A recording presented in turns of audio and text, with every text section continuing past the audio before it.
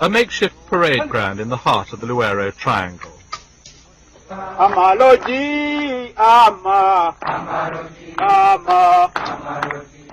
Ugandan government dismisses these rebels as bandits. They see themselves as national saviours. 4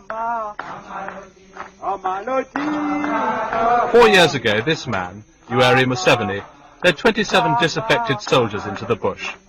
Today, his National Resistance Army numbers an estimated 6,000.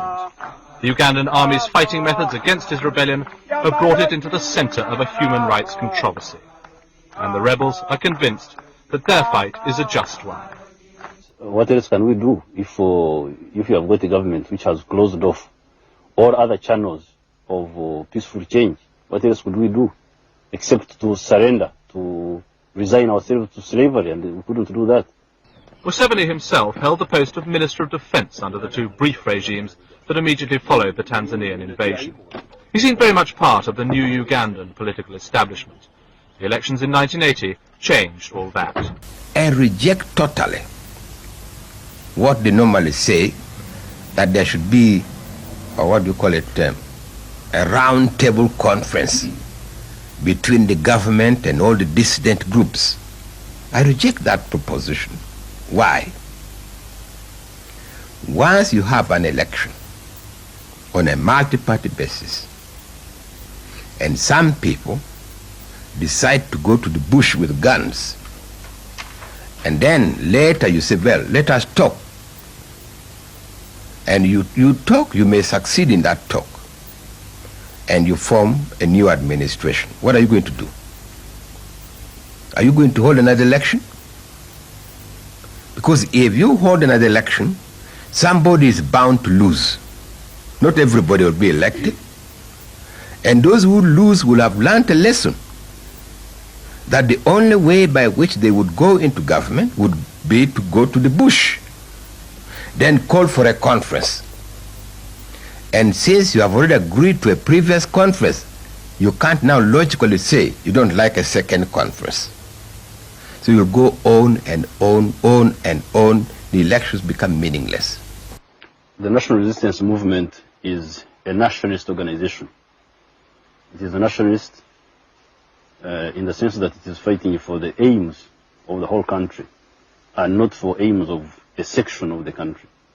Secondly, the National Resistance Movement is a democratic movement. It is a movement which is fighting for democracy. Like this 14-year-old, many have joined the movement because they say they or their families have been ill-treated by the government troops. Speaking through an interpreter, the child said he'd seen his mother hacked to pieces with a machete by government soldiers. And there are a number of army deserters who claim to have been sickened by what they were ordered to do while they were serving in the army. We went on operation in NRA district, whereby an operation commander ordered the soldiers, the troops, to kill, smash, everything they find in the operation area. Government troops in training. The authorities point out that they've been faced with the problem of rebuilding a disciplined and controllable army in the wake of the chaos left by Amin's fall. First they had the help of a Commonwealth team, and there's still a small contingent of British troops training them now. But the people of the Luero Triangle say it isn't working. The rebels showed these skeletons as evidence of what the government forces have been doing. They said a village of civilians friendly to the rebels had been wiped out. The government claims that the atrocities are being committed by the rebels themselves, and the bones might just as well belong to their victims. And they dismiss as fabrications stories like those told by this priest. NRA and the NRA. Himself bearing the scars from the attack, he said that in one incident troops had taken a 6-month child from its mother and pounded it to death with a pestle and mortar used for breaking up groundnuts. Then started pounding. The fighting has left one of Uganda's richest regions almost completely depopulated. Once prosperous villages now lie deserted. This is prime country for growing coffee, Uganda's most important export. Now the beans hang unharvested on the trees, left for the rebels to pick at will. The few civilians that remain in the area live in fear, hidden deep in the bush. They survive off what little they can cull from this once heavily cultivated land. There has been a let-up in the killing in the last few months, The rebels say that's because there are so few left to kill. And they claim conditions now compare badly even to the Amin days. They are very much worse than they were under Amin. Because under Amin, first of all, Idi Amin was not killing people outside the intellectual class. He used to kill only the elite, elements from the elite who were threatening his position. Or sometimes over rivalry, over business, things like that. But he never touched the peasantry. But Obote is killing everybody. With talk like that, there seems little hope that the rebels will come in from their life in the bush.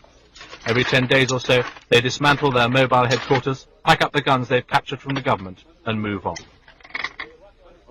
The houses they've constructed are destroyed, so that the camp can't be used by the government forces. A new set will have to be built at the next stopping point.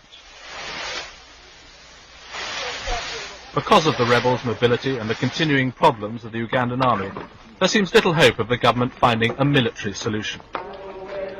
As far as a political solution is concerned, President Obote has said he won't negotiate with the rebels, but he will hold elections this year. Museveni dismisses that as a sham. He and his men will press on with the fight.